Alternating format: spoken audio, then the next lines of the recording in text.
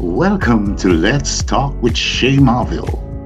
Shay is an internationally certified yoga and meditation teacher, a corporate wellness pioneer, and founder of the Limitless School of Human Relations. Let's Talk is a podcast about better human relations, growth, connection, and hope through conversations and compassion. Hey, Shay, let's talk. Thank you, JC. Oh, my friends, on today's show, I have a very, very special guest, Bonnie Hillman, the CEO and president of A&E Inc. She's been a pioneer in the sponsorship and fundraising arena in Canada. She has brought together the most extraordinary partners to create public spaces. Bonnie, welcome to Let's Talk. So let's talk. Thank you, Shay. It's a total privilege and honor to be here. Oh, I love that. I love that because, I feel exactly the same way about you. And in anticipation for talking to you, even though I've known you for so many years, and I still find you extremely, endlessly interesting and exciting. And because you seem to always be open to trying new things and exploring new ways of doing things. And I was wondering about how you are approaching this, this new reality that we're living in from a sponsorship and media building perspective. Yes, well, that is the $1 million question of the year, I would say, and I love that you've asked. My career, I have always sort of followed my nose, I'd say, and my instincts around fundamentally what are people doing, thinking, and feeling. And sponsorship and marketing is so linked to those things. So when we look at sponsorship in this new reality, because I don't think we're going back anytime soon, and I don't think even when we return to something different, It won't be back, it will be forward. Yes. Sponsorship, the fundamentals of sponsorship, which is about touching consumers when they're enjoying something or when they're doing something that's important to them, be it a sports arena experience or a theatrical production. Sponsorship is about a brand becoming part of that experience and getting the halo effect of whatever people are feeling in that moment. And so those things, those principles still will be there. People will still be enjoying themselves in various ways. They will be doing things that are important to them and meaningful. And so a brand that figures out how to connect with that experience and become part of it in a way that makes sense for the brand and for the experience, it will be the same. The way we measure sponsorship will change because historically it's been a numbers game. And I don't know, so the value of a sponsorship was related to how many people are in the stadium. Right. Or how many people attend a museum or how many people are going to this exhibition. We don't know when it is that we'll be able to return to those large numbers. And sponsorship still needs to continue and evolve. So how we measure it will be the fundamental difference, and what brands will be willing to pay for will change. How has social media impacted the work and the work that you do and the way that you do it? So first of all, I want to just circle back because pure sponsorship, it hasn't always been about the caring and connecting in a sort of philanthropic way. That's philanthropy. Okay. Pure sponsorship has really been about wanting to sell more product with a demographic and when I think about real sponsorship as it's defined, it's a marketing exercise. These days, you can't market without having that human touch and that caring and that sort of connection to a cause or some meaning to it. So you're absolutely right. That's what it means now, but it's evolved to mean that, I believe. I'm glad you made that distinction because I think a lot of us get confused by that. But now because the shift has been so dramatic, and it's almost as though corporations are sort of dancing around how not to be corporate how to be more human, but Yes. also know like what's the line, like Right. like where do I land in that? Absolutely. And they need to be authentic. And Yeah. so and I think historically people have used the word donation and sponsorship interchangeably. Hmm. And it's not interchangeable. A real donation is that, a donation, and a sponsorship is we're going to get some kind of marketing value. But now, as we're saying, they're not as distinct. They're definitely more combined. I read an article that they basically, in Strategy Magazine, I believe, that Mm. social issues and caring for people became the number one CEO priority in 2020, which is pretty interesting. It's pretty stunning Right. also. Yes. The number one priority For CEOs. for Right. CEOs. Yes. And that was definitely pandemic related, making sure their Yes. teams were feeling healthy and doing everything they could to have them work remotely and be productive. Hmm. But that's pretty stunning. It's true. I was just going to get to the social media piece. I mean, we've been working in the digital world with marketing and philanthropy too, for many years now, and it's definitely changed everything. It's still just a medium though, and people do have experiences with social media and on social media. They just take a different form. Hmm. And we see this with Zoom and how, we're forced to work the way we are. There are some benefits. There are a lot of negative things around this that we miss. We miss the Yes. connection and the high touch. But fundamentally, it's really just another medium. So when we think about in the old days how we used to get press coverage, now it's working through social media, working with influencers who, in Yes. their own way, are just another media, another form of media.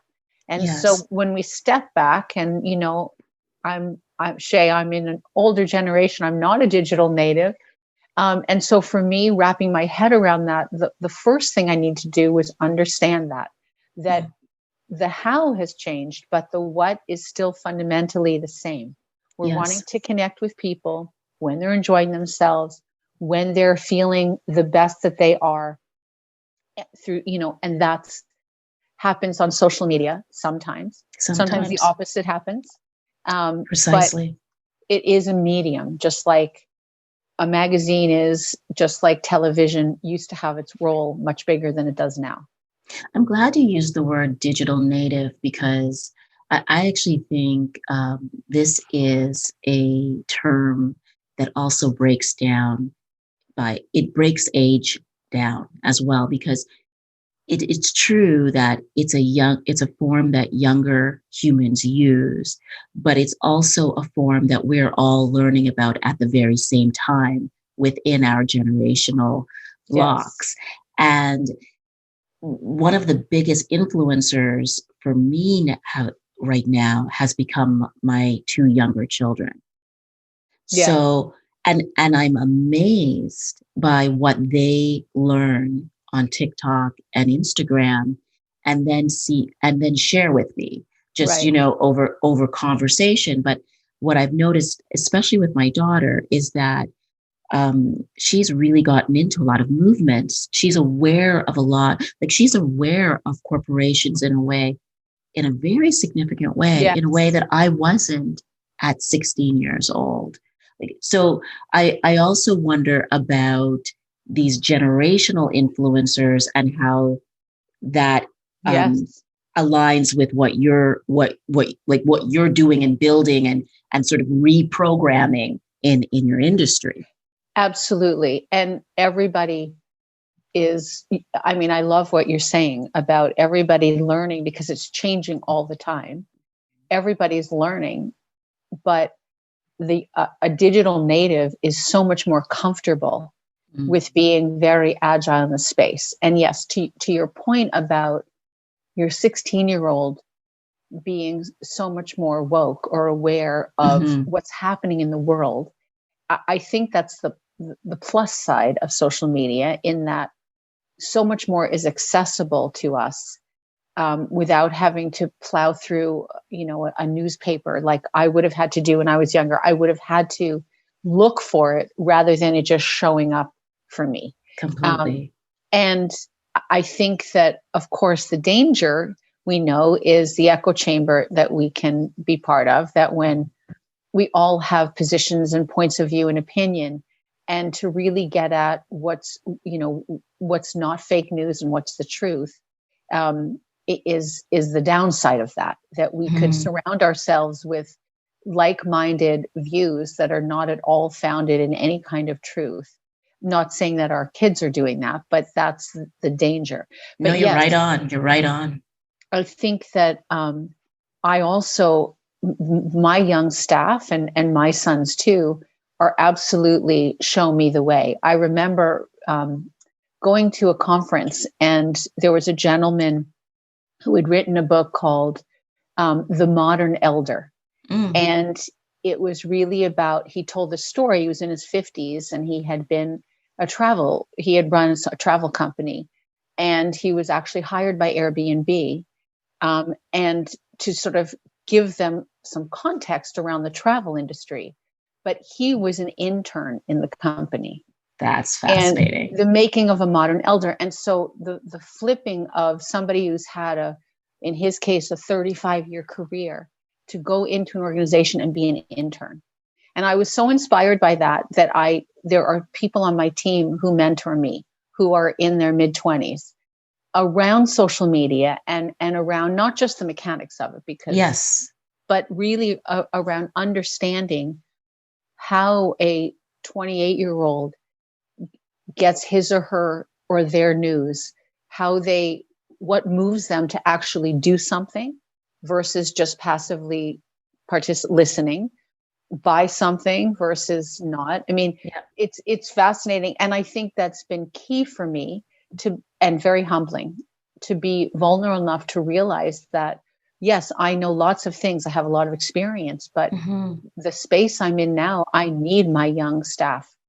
How did you get into this industry? It's a great question. I won't say I fell in, because I think when I look back on my career, there was intentionality around following my interest. And like you, Shay, I've had a fairly circuitous path in terms of following my nose and my gut and my heart, as you have. And so I would say I came into it because I knew that I was interested in ideas and people, and I liked to buy things when I was younger, especially. And so I liked the whole psychology around what makes somebody do something, either act on behalf of a cause or give money or buy something. So that understanding and insight that comes with marketing, I'll say, and fundraising, and all the things that make us, that help us influence us to do something, that interested me a lot. And I'm a storyteller. I was an English major. And so I love telling a story, and I love crafting a story around something that then makes somebody either think differently or act differently. And so most of my jobs have followed that path. I also knew that I wanted to be around smart people, and ideally people who are smarter than I, and creative people. I love the process of witnessing creativity and not just artistry or, painting a painting, but people who solve a problem creatively. And so my career took that path. I started in advertising as a very mediocre copywriter, I would say, with no humility. I'm not slick enough or fast enough to be a really good copywriter. And I know great ones, and I knew then, but I was given a shot, and I loved the process. And this was in New York in the 80s. And so it was a very particular time, as you'd imagine. TV shows have been written about it. And you grew up in New York. I did grow up in New York. Yes. I'm from New York. I worked in different marketing jobs, and then would have an existential crisis about I wanted to have some meaning in my work and make a difference in the world other than selling toothpaste, not to be cliche. And so then I sort of took my skill set, which was really about crafting a story so that somebody does something, and started working in the not-for-profit sector. initially in New York. And then when I came to Canada, my first job was where I met you at the Ontario Science Center. You were quite pivotal for me because of friendliness and kindness. And I think we really, we're talking about a lot about that now, but I don't know if people always understand how valuable that is to someone, just to make them feel like they belong.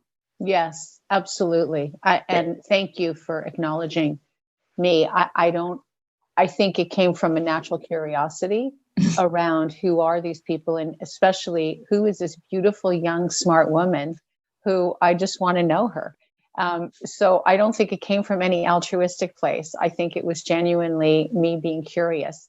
And Canada was my new home. And so I wanted to actually meet interesting, fun people. And that continues for me. Obviously, I think people in my business, I think that, I know there's a lot of talk about an extrovert and introvert. Right. It's not so much related to that, because I have felt that I can be both, actually, even though I am outgoing.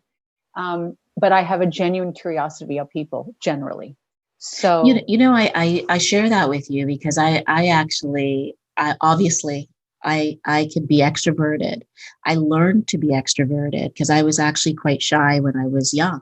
Me too. And so I can put it on, but I know I'm an introvert because I am somebody who can be alone for long periods of time and actually enjoy it.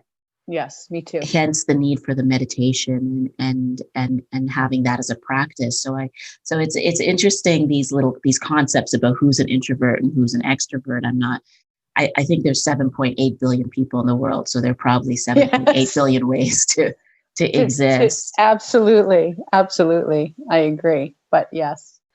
But you were saying about your early career and how you moved into sponsorship. I realized about myself that the not-for-profit sector, as noble and important as it is, wasn't necessarily the rhythm and I was going to say style that I like, but style is too superficial a word.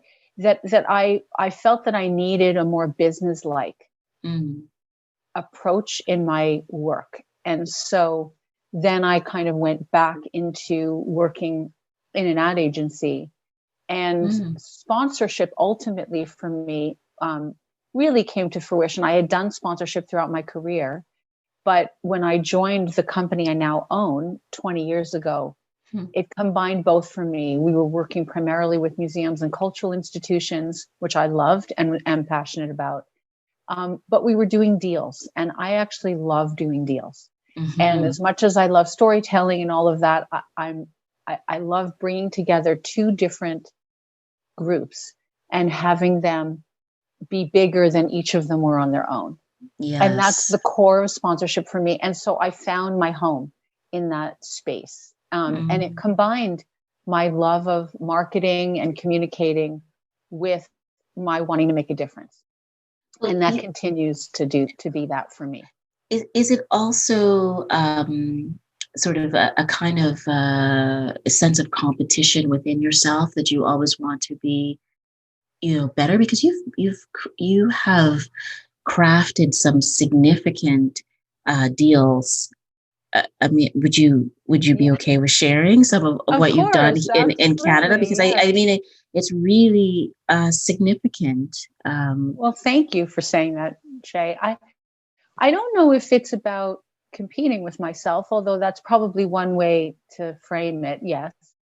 And I am always, it's really about seeing what can be possible. So each project that I get to work on didn't exist before. And so I then get my goodies by saying, oh, wow, okay, we came up with this idea. And I'll give you some examples. Please. And, not alone, we collaborate with our fabulous clients. Of course. And then this is what came out of it. So the most recent one was we were hired by the developer who has a 75-year head lease with the city of Toronto to redevelop Union Station, the train station in downtown Toronto, the largest in Canada. And at that time, this is 6 or 7 years ago, it was really, frankly, an eyesore. People would try to avoid Union Station. There was construction on Front Street. Yes. It was a horrible experience to go through there. If you were going to a game at what's now the Scotiabank Arena, you sort of held your nose and ran through Union Station. It was not a nice experience. Back in the day when it was built, it was, and there were beautiful restaurants there. And so the vision of this was to return it to that, or not return it, but to make it a destination. There's so much condo development in that part of the city with very few services, restaurants and cheese markets. And so, and Union Station has done an incredible job, and the developer on doing that. So we were hired to explore what might sponsorship look like in that context. And it was a revenue exercise. There was nothing philanthropic about it. But it was, how might we paint the picture for a corporation? And we looked around the world at other train stations that had renovated themselves, because this is something now that train stations are usually located in a really important part of a city. And so if we look at London, St. Pancras Station has champagne bars and really beautiful experience there. Grand Central Station in New York City has always been that. Yes. It's a very romantic place. It's a beautiful place architecturally. Christmas shopping is a wonderful experience there. They have programs. So Union Station aspired to do that. But when we looked at all of them, none of them had sponsors. They'd have program sponsors. They'd have a brand sponsoring the Christmas market, let's say, or the holiday market, or a summer program. But no one had a site sponsor, if you will. Yes. And so we spent a year and really looked at what might be possible, and then came up with a plan for financial institutions. And we had the big 5 banks in Canada bid on the opportunity, because they saw that this was going to be something pretty spectacular, which it is. I don't know if you've been through. Yes. Yeah, and I'm a very, I've been for the last, 30 years, a huge user. I mean, until the pandemic, of Union Station. Union Station is very sentimental to me. It's been a meeting place. But the last time I was in there, before the pandemic, there was a DJ next to the Mick Cafe, and that was a good time before I got on the train. Exactly.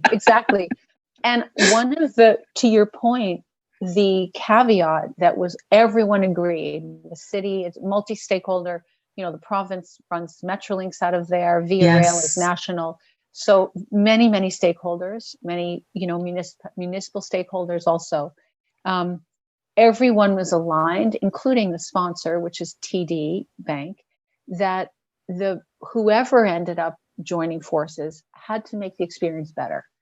And it could not be a big commercial looking like, oh, we're taking over. The user, the commuter, the downtown condo dweller had to feel like, oh, this is so cool. TD music on a Friday afternoon in the summer when they have a band there, and you get a beer and sit down. And is pretty neat, and using the space in a way that had never been used. So that was always the sort of guiding light. That was our North Star. Well, that's my last. That is my and you and I did not talk about this. This was my last experience, and actually made. I mean, I've never seen her, but I made a friend that day, because the DJ was playing sort of old school house from when we were in high school, and she and I were like, "Yes, that's high great. School. Where did you go?" I went, That's great. So yeah. Anyways, good. Please I'm go glad on. to hear that. Yes. Yeah. No, so that was, that is, and of course we didn't do it alone. Our client in the city of Toronto. I mean, there's a huge number of people that have to make something like this happen. TD also was an incredible partner, is an incredible partner, and understood the sensibilities and everything that needed, the parameters. And so it was really quite an experience for everyone. And I'm so grateful that I had the opportunity to work on that. Since then, COVID put a bit of a delay.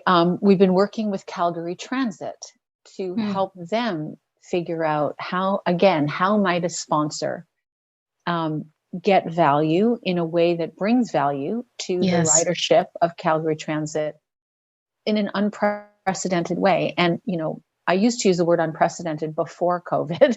Now I don't want to say it, but I love working on projects that have a result that hasn't been done before.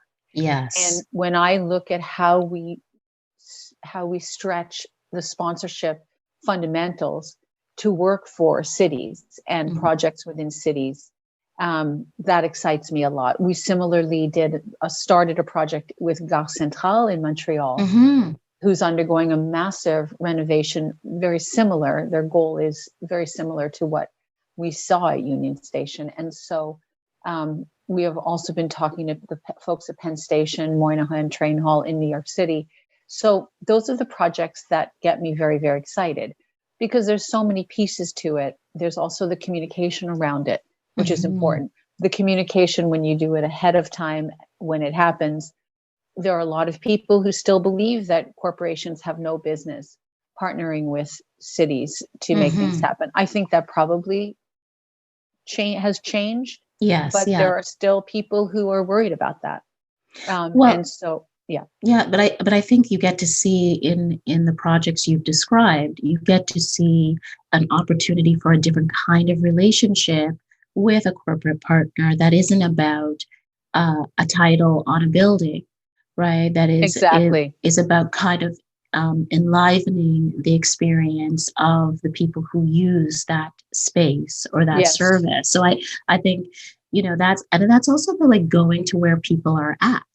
Right. Exactly. So that's really exciting. You've really also been driven by, building cultural experiences in Toronto. Why is that? Like, what is it about that sort of motivates you? It's a great question. Yes, I have. I've worked with, the Ontario Science Centre, the Royal Conservatoire of Music. I'm a strong believer in all kinds of ways that people enjoy their city and their life. While I haven't worked directly in sports, I'm a sports fan and I see how sports can transform kids and have them have an experience of winning. And so I'm not, so much in the arts land that I don't appreciate that I do. But for me personally, culture has always been the thing that's drawn me. And I have always believed that I'm going to do my best job when I've got some personal passion in the game. And so I love cultural experiences. And in all ways, I love buskers on the street who are really good at what they do, to going to an AGO exhibit, to the Science Center, the creativity that happens there. And so it's really about my own personal passions and what I relate to and understand. I also find that the people that work in those institutions are very interesting to me. And as I said earlier, one of the things that drove me is working with creative and smart people. And I'm thrilled when I work with really smart clients who challenge me, who think about things differently than I might. And so that's part of it. I think that the culture sector is rich with people like that too. Do you think that culture right now has the capacity to pivot in a way, like, into this, like, unknown land? Because we know that we are not going to go back to a, let's say, normal. We're going to go into something else and then something else. What does that look like for culture? Is that too big a question to? No, it is the question. Yeah. And I don't have the answer. I think that there will be, frankly, there'll be winners and losers. I think that there will be the organizations that can think about what their next generation is like, the performing arts organizations who say, okay, how do we have an experience if we can't have a full house? And there's a lot of financial implications, really. So I don't have the answer. I do believe that, like anything, we will find a new way. And the ones Yes. who, there's always an opportunity at a time like this. Yes. And the ones who aren't necessarily wedded to one way of doing it will win. Yes. I think in general. So we have to hack ourselves. Yes, exactly. Exactly. Or get some kind of cross-pollination thinking. Yeah. So, all of these organizations have boards of directors who have people from different walks of life, business or medicine or other things. I think it's to kind of bring different ways of thinking together and say, okay, how would we solve this because I think the folks working in the different cultural and arts organization have been doing what they've been doing for a pretty long time. Yes. Very hard to sort of imagine doing it differently when part of your result is the form that it took. True. Yeah. And I think, and I think also people are just individually, so many people are tired. They're sort of fatigued right now, and they're trying to figure out not only how do they keep their business going, how do they keep themselves going? Yes, right? But absolutely. Can I ask, what are you doing? Like, how are you hacking into your lifestyle to help yourself kind of reimagine yourself? It's a great question. And I was, thinking as you were speaking that it's hard to come from abundance. I think that new thinking, you have to come from abundance, not scarcity. And I think many of us right now, it requires effort, me included, to sort of come from abundance still in possibility. When you're feeling like, oh my goodness, but how am I going to pay my bill? That level. So my personal hacks,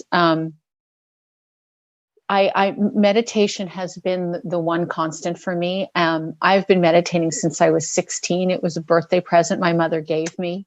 In her very forward-thinking ways, I was given a TM, Transcendental Meditation training when I was 16.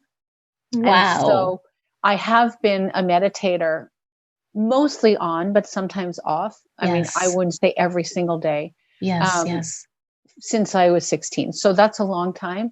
Yes. So I am fortunate because I've had that as part of my my morning anyway. And so certainly during the pandemic, that has come back super strong. It's like brushing my teeth. I definitely do that. Yes. I'm also a wannabe yogi. And so I have done some Zoom yoga classes and keep that going at least twice a week. I'm a runner. I need aerobic exercise, which I haven't gotten much of, I will admit. So exercise for sure. Yeah, it's hard. It's been very hard, and it's very impactful. I'm not even talking about weight. It's more for me, it's about energy, like brain power. I need that cardio, that aerobic exercise. Need it. Yeah, me too. And I haven't been getting it, admittedly. I jump up and down a lot. And the kids are like, "Are you okay?" I'm like, "Yes, I'm fine. I just have to skip in this moment right now. I have to move." That's good. Well, you get the heart rate up however you do. That's great. So I think that I also, the meditation, I think, has been the most important piece. And also, on the sunny days that we have, as cold as it is, I get outside, take a deep breath, go take a walk near the lake, remind myself that I'm so lucky to live where I live, to be as healthy as I am. Yes. And to just, my team and I, somebody on my team had suggested this, and we do it. We have a once a week huddle in the morning on Tuesdays. And we started by doing 3 things that we're grateful for, sharing that. And it can be personal or work related. It's such a bonding experience, and it sounds very cliche, I know. No, it doesn't. Really, in a work context, to be sharing that with folks, and we learn so much about each other. And it was a reminder. And then I, in my, January, okay, we have to get business going, said, okay, we don't have time for the grateful exercise. So for the last month, we've been saying the 3 priorities for the week. And all of a sudden this morning, I realized something is missing. That gratitude did a lot more for the priorities than us articulating our priorities. These are all professionals. They know what their priorities are. They don't have to do that. There's certainly room to talk about that. But let's bring the gratitude back, because that exercise was a very important one. And it made it set up the week in a beautiful way. It's essential. Being able to appreciate what you have and what's in front of you is a kind of focus. It's a tool for being able to focus on what is good rather than what is a deficit. Yes. Right. And I also you would know that more than anyone. I mean, this is why I do what I do. And I think now, especially because we have distributed workers, I mean, it's not just, we're not remote from each other. We're remote physically, but we're still very much engaged and have to find ways of cultivating trust and commitment and shared priorities. And I think generosity and gratitude and appreciation are really good links to being able to do that. So good for you guys. That's amazing.